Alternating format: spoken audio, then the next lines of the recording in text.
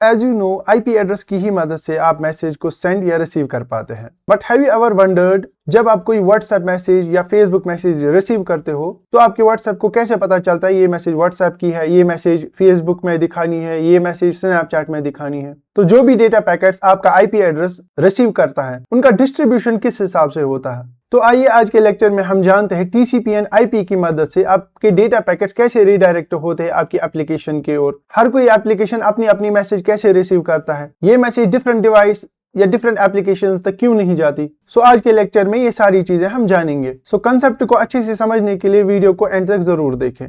Hello and welcome in this session. आज का हमारा टॉपिक है टीसीपी आईपी रेफरेंस मॉडल, जिसमें हम पढ़ने जा रहे हैं टीसीपी हेडर क्या होता है, टीसीपी आईपी मॉडल क्या होता है, राउटिंग का काम कैसे होता है और भी बहुत सारी चीजें। पिछले लेक्चर में हमने पढ़ा था पैकेट स्विचिंग। पैकेट स्विचिंग का मतलब है जब आपकी मैसेज आप सेंड करते हो तो वो डिफरेंट पैकेट्स में डिवाइड की जाती है ताकि उसको नेटवर्क के थ्रू आसानी से हम एक जगह से दूसरी जगह पहुंचाए। और हर कोई जो डेटा पैकेट है उस पे आईपी एड्रेस लिखे जाते हैं, सेंडर, डेस्टिनेशन, वो सारी चीजें हम देखते हैं और उसी को हम बोलते हैं टीसीपी हेडर। आइए देखते हैं कि ये जो डेटा पैकेट है उसके ऊपर जो डिटेल्स लिखी होती है उसको हम टीसीपी हेडर बोलते हैं और उसका फॉर्मेट ऐसा दिखता है। अब इसमें जो बहुत सारी चीजें हैं उनको हम एक एक करके समझते हैं। यहाँ पे हम पोर्ट देख रहे हैं, सोर्स पोर्ट। सोर्स पोर्ट से हमें पता चलता है कि जो एप्लीकेशन मोबाइल फोन में है जैसे व्हाट्सएप, इंस्टाग्राम, जिसने ये मैसेज भेजी है उसका पोर्ट नंबर यहाँ पे लिखा जाता है। और डेस्टिनेशन पोर्ट नंबर में उसी एप्लीकेशन का एड्रेस होता है जिसको ये मैसेज डिलीवर करनी है।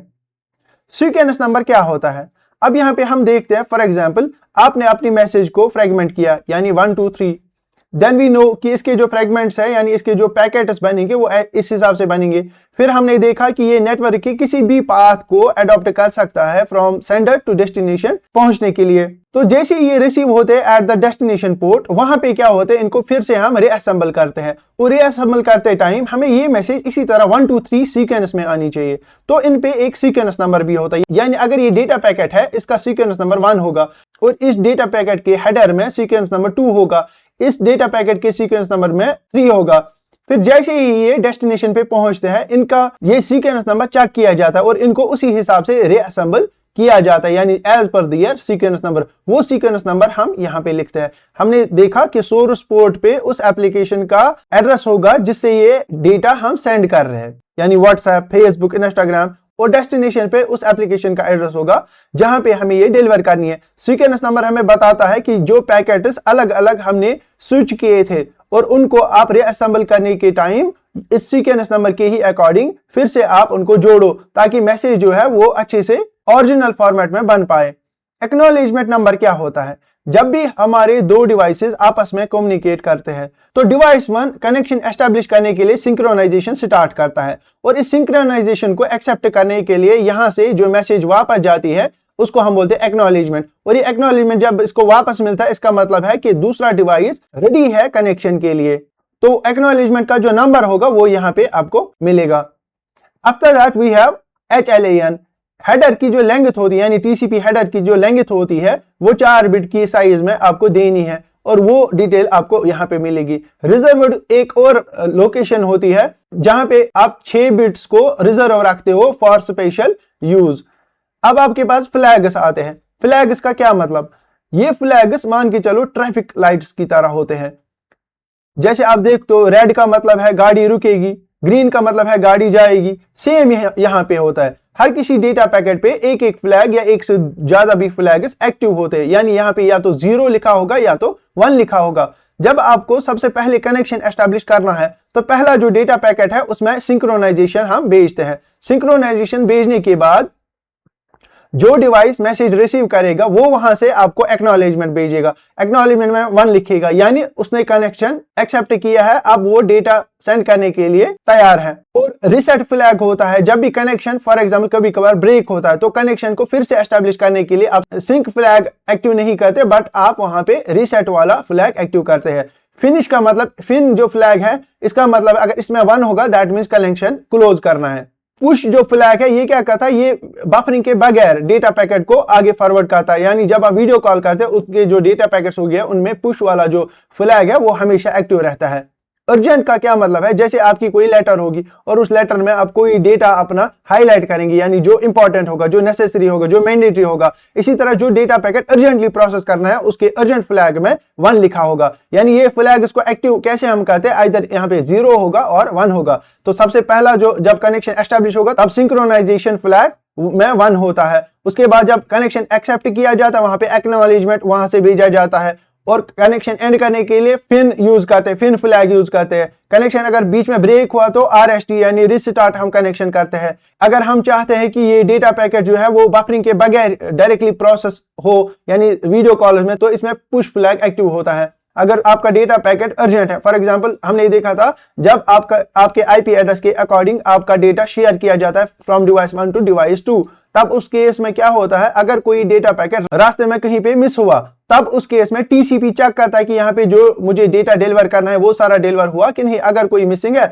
तो उसको फिर से भेजता है, तो जो फिर से आएगा उस पर तो अर्जेंट होगा ही। उसके बाद है चेकसम। इसमें क्या लिखा होता है, जैसे फॉर एग्जाम्पल मैं आपको एक डॉक्यूमेंट भेजूंगा, उसमें मैं सबसे पहले लिखूंगा फ्रंट पेज पे इसमें टोटल पेजेस है 10। तो जब मैंने ये 10 पेजेस आपको भेजी, या इसमें जो भी मतलब अब हमारी मैसेज होती है उसके डेटा पैकेट जो है वो टोटल कितने होंगे वो चेकसम में लिखे जाता है। फिर जब रिसीविंग डिवाइस इसको रिसीव करता है वो चेक करता है चेकसम के अकॉर्डिंग मुझे डेटा पैकेट्स रिसीव हुए बराबर या नहीं। अगर इनमें से कोई एक भी मिसिंग होता है तो इसी के थ्रू TCP हेडर जान लेता है कि यहाँ पे डेटा पैकेट अभी नहीं पहुंचा, तो वो फिर से उसको भेजता है। अर्जेंट पॉइंटर हमने देखा था, ये क्या करता है, मतलब जब भी आपके डेटा पैकेट्स में से कोई पैकेट बहुत अर्जेंट है तो उसमें ये अर्जेंट पॉइंटर एक्टिव होता है। उसके बाद आपके पास पैडिंग होता है। पैडिंग का क्या मतलब, फॉर एग्जांपल आपको यहां से कोई सामान दिल्ली भेजना है तो आपका जो बॉक्स होगा उसमें वो सामान लूज रहता है, तो उस पर आप क्या करते हो, आप कुछ पैडिंग रखते हो ना उसमें ताकि ये हिले ना। तो जब हम इंटरनेट के थ्रू कोई भी अपनी मैसेज भेजते हैं, अगर वहां पे हमें एम्प्टी स्पेस होगी तो उसी को हम ऐड करते हैं एज पैडिंग। इसी तरह डेटा वेरिएबल लेंथ, यानी आपकी जो डेटा है उसकी लेंथ कितनी है। And option if any, for example अगर ऑप्शनल भी आपके पास ये स्पेस अवेलेबल होती है जहां पे अगर कोई एडिशनल डेटा है वो यहाँ पे हम लिखते हैं, हम नहीं लिखते, ये सारा सिस्टम ऑटोमेटिकली लिखता है। जब भी ये डेटा पैकेट भेजता है उस पर सारी डिटेल्स लिखी होती है। अगर मैं आपको कोई लेटर भेजूं, उस लेटर में मुझे आपका नाम लिखना है, आपका एड्रेस लिखना है, आपका फोन नंबर लिखना है, उसी से पोस्टमैन आराम से डिलीवर कर पाएगा वो लेटर। सेम यहाँ पे जो डेटा पैकेट्स अगर हमें उनको सक्सेसफुली रिसीविंग एंड तक पहुंचाना है तो उस केस में हमें कौन कौन सी नेसेसरी डिटेल लिखनी है वही यहाँ पे दी गई है, उसी को हम TCP हेडर बोलते हैं। यानी डेटा पैकेट के ऊपर क्या क्या चीजें लिखी गई होती है। हमने देखा सोर्स पोर्ट क्या करता है, सोर्स पोर्ट हमें बताता है कि ये कौन सी एप्लीकेशन से ये मैसेज सेंड की जा रही है। डेस्टिनेशन पोर्ट हमें बताता है कि ये कौन से एप्लीकेशन में मैसेज जानी है। सीक्वेंस नंबर हमें बताता है ये जो डेटा पैकेट है इसकी सीक्वेंस कौन से नंबर पे है। जब हम यहां से मैसेज भेजते हैं वो मैसेज सक्सेसफुली रिसीव हुई या नहीं, अगर वो रिसीव हुई तो उसका एक्नॉलेजमेंट हमें मिलता है। सेम HLEN क्या बताता है, हमें हेडर की लेंथ कितनी है। इसी तरह फ्लैग्स हमारे पास कुछ है इंपॉर्टेंट फ्लैग, जब हम कनेक्शन एस्टेब्लिश करते हैं उस टाइम सिंक SYN वाला फ्लैग एक्टिव करते हैं। इसी तरह कनेक्शन को क्लोज करने के लिए FIN वाला एक्टिव करते हैं। पुश वाला हमें बताता है कि ये जो डेटा पैकेट है इसको आप बफर मत करो, ये डायरेक्टली आप प्रोसेस करो। रिसेट हमें बताता है अगर कनेक्शन ब्रेक हुआ बीच में तो उसको फिर से रिस्टार्ट करो। एक्नॉलेजमेंट हमें बताता है कि प्रीवियस डेटा पैकेट हमें सक्सेसफुली रिसीव हुआ है। अर्जेंट पैकेट हमें ये बताता है कि ये जो डेटा पैकेट है इसको अर्जेंटली आप प्रोसेस करो। चेकसम हमें बताता है कि टोटल डेटा पैकेट कितने हमने आपको भेजे, ताकि वो जो रिसीविंग एप्लीकेशन है वो उसको चेक करके देखे कि अगर उसमें कोई मिसिंग है तो फिर से हम उसको रिडायरेक्ट करेंगे। अर्जेंट पॉइंटर आपको बताता है कि ये जो डेटा पैकेट्स है इनमें से कौन सा पार्ट है जो अर्जेंट है। ऑप्शनल, अगर आपको एडिशनल डेटा देनी होगी कोई, वो आप ऑप्शनल में लिखते हो। पैडिंग हमें बताता है अगर हमें डेटा पैकेट में कुछ स्पेस बचती है तो उसमें हम पैडिंग ऐड करते हैं। सो ये सारी चीजें जो है वो इंपॉर्टेंट है आपके TCP हेडर के लिए। अब हम देखते हैं जब हम अपनी व्हाट्सएप मैसेज किसी को भेजते हैं, सबसे पहले आपको पता है एप्लीकेशन लेयर पे डेटा को बनाया जाता है। जब भी मैं अपने व्हाट्सएप से किसी को मैसेज करता हूं तो डेटा जो जनरेट होता है वो होता है एप्लीकेशन लेयर पे। उसमें प्रोटोकॉल SMTP, यानी अगर मैं मेल कर रहा हूं तो मुझे सिंपल मेल ट्रांसफर प्रोटोकॉल के ही अकॉर्डिंग मेरा डेटा जनरेट होगा। फाइल ट्रांसमिशन प्रोटोकॉल, अगर मैं फाइल उसको अपलोड कर रहा हूं। टेलनेट हमने देखा कि अगर आपको एक्सेस लेना है रिमोटली किसी डिवाइस में तो आप टेलनेट का इस्तेमाल करोगे। तो जो भी डेटा मैं यहां से भेजूंगा वो एप्लीकेशन लेयर में ही जनरेट होगा, और एप्लीकेशन लेयर ही डेटा को प्रेजेंट करती है उस फॉर्म में ताकि ये ट्रांसपोर्टेशन के लिए बिल्कुल रेडी हो। यानी अगर आपको पता है एनक्रिप्शन, हमें मैसेज को डेटा पैकेट्स में बनाना है, वो सारा काम करेगा एप्लीकेशन लेयर। यानी अगर आपको डेटा को एनक्रिप्ट करना है तो वो एप्लीकेशन लेयर पे ही होगा। ट्रांसपोर्ट लेयर क्या करता है, ये इंश्योर करता है कि सारा जो डेटा है वो डिलीवर हुआ कि नहीं। हमने अभी देखा टीसीपी हेडर में हमारे पास चेकसम होता है, तो चेकसम की ही मदद से हम देखते हैं कि टोटल जो डेटा पैकेट्स है उनका नंबर कितना था। अगर उनमें से कोई मिसिंग है तो टीसीपी क्या करता है, टीसीपी डिवाइस को फिर से बोलता है कि आप ये जो डेटा पैकेट है उसको फिर से भेजो, और उसका सीक्वेंस नंबर दे के वो वाला डेटा पैकेट फिर से आपको रीडायरेक्ट किया जाता है। सेम हमारे पास यूजर डेटाग्राम प्रोटोकॉल भी है। तो transport layer overall TCP protocol के अकॉर्डिंग चलती है। इसमें यही देखा जाता है कि रिलायबल कनेक्शन है या नहीं, यानी डेटा को सक्सेसफुली आप डिलीवर कर पा रहे हो कि नहीं। अगर कोई प्रॉब्लम है तो फिर से उसको रिसेट किया जाता है। सेम उसके बाद हमारे पास है इंटरनेट लेयर। इंटरनेट लेयर क्या करता है, ये जो आईपी एड्रेस हमारा होता है, यानी जो एड्रेसिंग का काम है वो इंटरनेट लेयर करती है। जो लॉजिकल डेटा ट्रांसमिशन होता है नेटवर्क के थ्रू, जिसमें आपका राउटिंग का काम होता है, डेटा पैकेट को एक जगह से लेकर दूसरी जगह तक लेना। टीसीपी देखता है हमारे डेटा पैकेट्स कैसे बनेंगे, यानी पैकेट स्विचिंग क्या होता है, और आईपी क्या करता है, उन पैकेट्स को रूट करता है, यानी फ्रॉम सेंडर टू डेस्टिनेशन उनको पहुंचाने का काम इंटरनेट लेयर का है। और कैसे वो भेजेगा, कौन से मीडियम के थ्रू भेजेगा, वो आपका नेटवर्क लेयर यहाँ पे रेस्पॉन्सिबल होता है उसके लिए। यानी फिजिकल ट्रांसफर आपका केबल के थ्रू होगा, ऑप्टिकल फाइबर के थ्रू हो सकता है, या इथरनेट के थ्रू हो सकता है। वो जो सारा इंटरफेस है वो होता है आपके नेटवर्क लेयर के ऊपर। हमने पिछले लेक्चर में देखा था ओएसआई मॉडल, जिसमें हमने 7 लेयर्स देखी थी। तो यहाँ पे टीसीपी मॉडल में हमारे पास 4 ही लेयर्स है।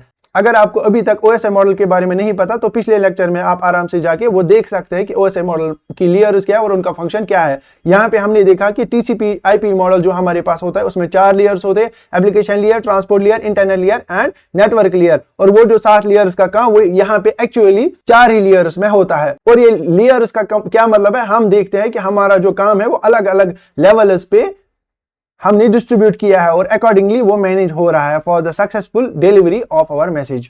ये जो टीसीपी फ्लैग्स हम यूज कर रहे हैं, इनका जो साइज है वो 1 बिट होता है, यानी उनमें आइदर 0 रहेगा या 1 रहेगा।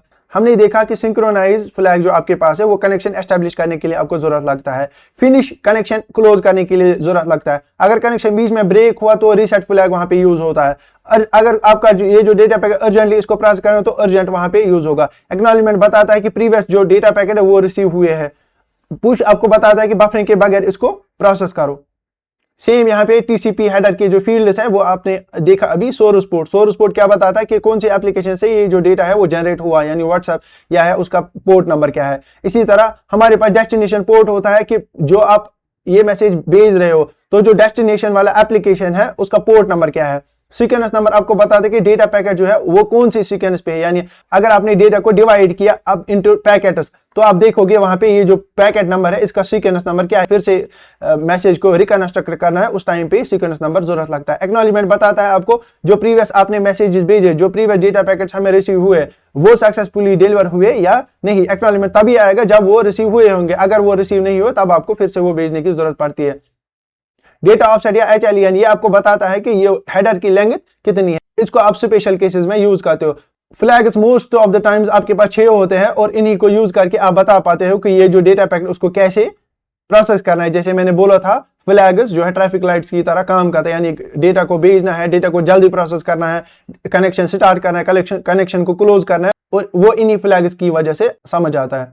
ये जो विंडो वाला फील्ड है इससे आपको पता चलता है कि हमारे पास कितनी स्पेस है और कितना डेटा सेंडर हमें सेंड करेगा। अगर उससे ज्यादा उसने सेंड किया तो हमारा सिस्टम हैंग हो जाता है। इसीलिए विंडो में बताया जाता है कि हमारे पास इतनी स्पेस है तो इतना ही आप डेटा हमें भेजो। चेकसम आपको बताता है कितने डेटा पैकेट्स टोटल हमने बनाए हैं और उन सभी को जब रिसीव किया जाता है तभी सक्सेसफुल मैसेज डिलीवर होती है। अगर उनमें से कोई डेटा पैकेट मिसिंग है तो उसको फिर से टीसीपी सेंड कराता है। अर्जेंट पॉइंटर आपको बताया कि डेटा पैकेट जो है वो अर्जेंट है या नहीं, यानी ऑप्शनल जो है ये भी रिजर्व्ड की ही तरह होता है, इसको आप कभी कभार यूज करते हो।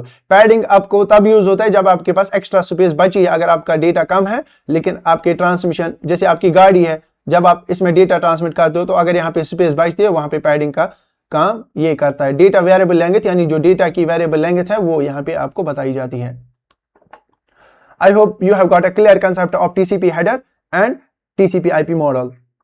जैसे आप लोग आपस में मिलते हो तो पहले आप हैंडशेक करते हो, इसी तरह जब कनेक्शंस हम एस्टेब्लिश करते हैं बिटवीन 2 डिवाइसेस उसको हम बोलते हैं 3 वे हैंडशेक। और वो 3 वे हैंडशेक क्या होती है, टीसीपी कनेक्शन एस्टेब्लिशमेंट होता है उससे। यानी होस्ट ए आपका मोबाइल है, होस्ट बी मेरा मोबाइल। आप अगर कनेक्शन एस्टेब्लिश करना चाहते हो तो आप SYN यानी सिंक्रोनाइज फ्लैग मैं 1 मुझे भेजोगे, तो मैं जब कनेक्शन एक्सेप्ट करूंगा तो मैं यहां से आपको एक तो सिंक्रोनाइजेशन भेजूंगा और एक्नॉलेजमेंट भेजूंगा। यानी सिंक का मतलब मैं भी कनेक्शन एस्टेब्लिश करना चाहता हूं और एक्नॉलेजमेंट का मतलब आपका जो सिंक्रोनाइजेशन मैसेज वो मुझे मिली है। और उसके बाद फिर ये एक्नॉलेजमेंट भेजता है, हाँ I am also ready. Acknowledgement का मतलब है आपकी जो रिक्वेस्ट है वो एक्सेप्ट की गई है। होस्ट ए आपको सिंक्रोनाइज मैसेज भेजता है, होस्ट बी रिप्लाई करता है एक तो सिंक्रोनाइज और एक्नॉलेजमेंट। सिंक्रोनाइज का मतलब ये भी कनेक्शन एस्टेब्लिश करना चाहता है और एक्नॉलेजमेंट का मतलब इसकी जो रिक्वेस्ट है वो मैंने एक्सेप्ट की। होस्ट ए क्या करता है, फिर एक्नॉलेजमेंट भेजता है, उससे कनेक्शन एस्टेब्लिश हो जाता है। जब ये इसको बोलते हैं 3-वे हैंडशेक। अब आपने देखा ओवरऑल जो भी हमारा डेटा ट्रांसमिशन होता है वो तभी रिलायबल है जब हमारे पास टीसीपी ट्रांसमिशन प्रोटोकॉल है। अगर टीसीपी नहीं होता तो अगर हमारी मैसेज का कोई पार्ट मिसिंग भी होता तो हमें वो पता नहीं चलता। अब इसके फीचर्स क्या क्या है, ये सबसे पहले कनेक्शन एस्टेब्लिश करता है with the help of its flags, और जो आपका कनेक्शन है वो स्टार्ट भी इसी की मदद से होता है, रिस्टार्ट भी इसी की मदद से होता है और फिनिश भी इसी की मदद से होता है। हमने देखा टीसीपी हेडर की मदद से ये सारा काम होता है। यानी टीसीपी करता है create virtual connection before data transmit. हमने देखा कि अभी हम सिंक्रोनाइज भेजते हैं और वहां से फिर हमें सिंक्रोनाइज एंड एक्नॉलेजमेंट मिलता है, फिर हम फिर से एक्नॉलेजमेंट भेजते हैं। यानी 3-वे हैंडशेक जो करते हो आप, that's possible with the help of TCP. ये यूज करता है sequence number, window sizes and sockets को फॉर रिलायबल कनेक्शन। कम्युनिकेशन से पहले ये क्या करता है, कनेक्शन को एस्टेब्लिश करता है, और जब कम्युनिकेशन कंप्लीट हो जाए उसके बाद ये कनेक्शन को क्लोज भी करता है। मल्टीप्लेक्सिंग का क्या काम है, जैसे आपको पता है हम जब भी एक डिवाइस डेटा ट्रांसमिट कर रहा होता है तो एक ही एप्लीकेशन तब काम नहीं करती है, यानी डिफरेंट एप्लीकेशन से आपका डेटा भेजना होता है, तो वो जो सारे अलग अलग काम होते हैं एक ही होस्ट पे उनको मैनेज करता है टीसीपी। हमने देखा अभी पोर्ट नंबर यानी सोर्स पोर्ट नंबर और डेस्टिनेशन पोर्ट नंबर, यानी एप्लीकेशन का अपना अपना जो पोर्ट नंबर है उसी के अकॉर्डिंग फिर डेटा को डिवाइड किया जाता है। यानी आईपी एड्रेस तो डिवाइस का है लेकिन पोर्ट नंबर से पता चलता है किस एप्लीकेशन ने ये भेजा है डेटा, या किस एप्लीकेशन को ये डिलीवर करना है डेटा या मैसेज। फ्लो कंट्रोल में क्या होता है, जो रिसीवर है वो कंट्रोल करता है कि डेटा का फ्लो, खुद को बचाता है ओवरलोडिंग से। यानी टीसीपी का ही ये काम होता है कि वो फ्लो कंट्रोल भी रखे, क्योंकि ये विंडो मैकेनिज्म यूज करता है। जैसे हमने अभी पढ़ा कि विंडो में ये बताता है कि मेरे पास इतनी कैपेसिटी यानी 5 4 3 2 1 इतनी मुझे मेरे पास अभी कैपेसिटी है, इतना ही डेटा आप मुझे भेजना या इसे कम भेजना। अगर इसे ज्यादा आपने भेजा तो मेरा जो सिस्टम है वो क्या होगा, ओवरलोड हो सकता है। जैसे आपको पता है कि जो सर्वर होते हैं उसकी स्पीड वेरी फास्ट होती है, लेकिन आपका जो मोबाइल है उसकी स्पीड उतनी ज्यादा नहीं होती, तब आपको फ्लो कंट्रोल जरूरी होता है कि आपका जो डिवाइस है वो हैंग ना हो जाए। तो इसीलिए टीसीपी का ही ये एक फीचर है। और टीसीपी की जो फंक्शन है वो भी हमने देखी है, उसमें क्या होता है, डेटा को ट्रांसमिट किया जाता है। डेटा को हम सबसे पहले सेगमेंट्स में ब्रेक करते हैं, फिर जब ये रिसीव होते हैं तब इनको रीअसेंबल किया जाता है, फिर से ओरिजिनल मैसेज रिकंस्ट्रक्ट की जाती है, तब हम इसको डिलीवर करते हैं। और जो मैक्सिमम साइज है यानी डेटा ट्रांसमिशन में हमें ज्यादा साइज की मैसेज नहीं भेजनी, तो वो देखा जाता है मैक्सिमम सेगमेंट साइज के अकॉर्डिंग। ये चेक किया जाता है कि जो आपका डेटा पैकेट है उसका साइज अकॉर्डिंगली अप्रोप्रिएट है या नहीं है। रिलायबिलिटी का क्या मतलब है, जब आपको एक डिवाइस से दूसरी डिवाइस तक कोई मैसेज भेजनी है तो यहाँ पे अगर आपने 10 मैसेजेस भेजी तो 10 की 10 यहाँ पे रिसीव भी होनी चाहिए। अगर इनमें से एक भी मिसिंग है तो वो फिर से आपको भेजनी, उसी को हम रिलायबिलिटी बोलेंगे। तो हमने देखा सीक्वेंस नंबर का यूज हम यहाँ पे करते हैं, यानी हर किसी डेटा पैकेट को अपना अपना सीक्वेंस नंबर दिया जाता है। जैसे क्लास में बच्चों को रोल नंबर दिया जाता है, इसी तरह डेटा पैकेट्स को भी हम सीक्वेंस नंबर देते हैं। और एक्नॉलेजमेंट के ही जरिए हमें पता चलता है कि ये जो डेटा हमने भेजा वो रिसीव हुआ अच्छे से या नहीं। अगर एक्नॉलेजमेंट रिसीव नहीं हुआ तब हमें पता चलता है कि ये जो डेटा पैकेट है वो रिसीव नहीं हुआ, तो हम फिर से उसको रीडायरेक्ट करते हैं। Retransmit data if acknowledgement is not received. अब अगर फॉर एग्जांपल कभी कनेक्शन हमारा स्लो था तो एक्नॉलेजमेंट हमें नहीं मिला, तो हम क्या करते हैं, हम फिर से उस डेटा पैकेट को भेजते हैं। जब वो डेटा पैकेट 2 बार यहाँ पे पहुंच जाता है तो एक को हम डिस्कार्ड कर देते हैं, यानी सिस्टम हमारा एक को डिस्कार्ड कर देता है। Remove duplicate and out of order segments. इसी तरह ओवरऑल टीसीपी आपको क्या देता है, एक रिलायबल एंड ट्रस्टवर्दी कम्युनिकेशन। तो समरी में हम देखते हैं कि जो टीसीपी है उसके फीचर्स में हमने देखा कनेक्शन एस्टेब्लिश करना, कनेक्शन को रिस्टार्ट करना, कनेक्शन को एंड करना टीसीपी का काम है। हमने देखा कि अलग अलग एप्लीकेशन से जब एक बार आप डेटा को सेंड करते हो तो वो एक ही चैनल पे भेजा जाता है और यहाँ पे पोर्ट नंबर के ही अकॉर्डिंग एक ही आईपी के थ्रू वो भेजा जाता है, लेकिन यहाँ पे डिस्ट्रीब्यूशन होता है as per the port number. Flow control में हमने देखा कि अगर आपका सर्वर फास्ट है और आपका डिवाइस स्लो, तो यहाँ पे अगर ये एक्सेस अमाउंट में डेटा भेजेगा, आपका जो सिस्टम है वो हैंग हो सकता है। इसीलिए यहाँ पे फ्लो को कंट्रोल करता है टीसीपी।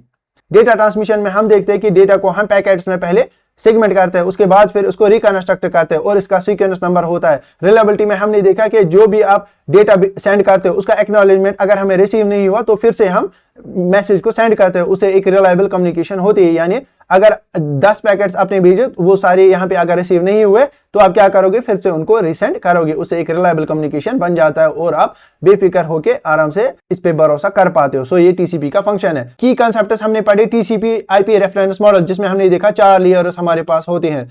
और टीसीपी का हेडर हमने पढ़ा, ये हमने देखा जो भी डेटा पैकेट्स आप भेजते हो उन डेटा पैकेट्स के ऊपर जो इंफॉर्मेशन लिखी जाती है उसको आप टीसीपी हेडर बोलते हो। टीसीपी के फ्लैग जो है वो आपके डेटा पैकेट्स के रिलेटेड क्या ऑपरेशन करना है सिस्टम को, वो डिटरमाइन करते हैं। जैसे अगर कनेक्शन एस्टेब्लिश है तो टीसीपी फ्लैग सिंक्रोनाइज आपका एक्टिव होगा, कनेक्शन एंड करता है तो फिर वहां पे एक्टिव होगा। इसी तरह अगर आपको कनेक्शन रिस्टार्ट करना तो आरएसटी वाला फ्लैग आपका एक्टिव होगा, एक्नॉलेजमेंट अगर है तो एक्नॉलेजमेंट वाला फ्लैग एक्टिव होगा। इसी तरह हमने और भी फ्लैग्स देखे थे। 3-वे हैंडशेक क्या होता है? 3-वे हैंडशेक का मतलब है जब आप कनेक्शन एस्टेब्लिश करते हो तो आप SYN भेजते हो, तो सिंक्रोनाइज जब मैसेज जाती है रिसीवर की ओर तो रिसीवर वहां से आपको एक तो सिंक्रोनाइज भेजता है और एक्नॉलेजमेंट भेजता है, और एक्नॉलेजमेंट रिसीव करने के बाद आप यहां से फिर से एक्नॉलेजमेंट भेजते हो कि हमने भी आपका सिंक्रोनाइज यानी कनेक्शन स्टार्ट करने की रिक्वेस्ट रिसीव की, अब हम उसको एक्सेप्ट करें। I hope you have got a clear concept for today's topic. If you have any sort of confusion, do let me know in comment section. Don't forget to subscribe, like and share our channel. Have a good day. Thank you.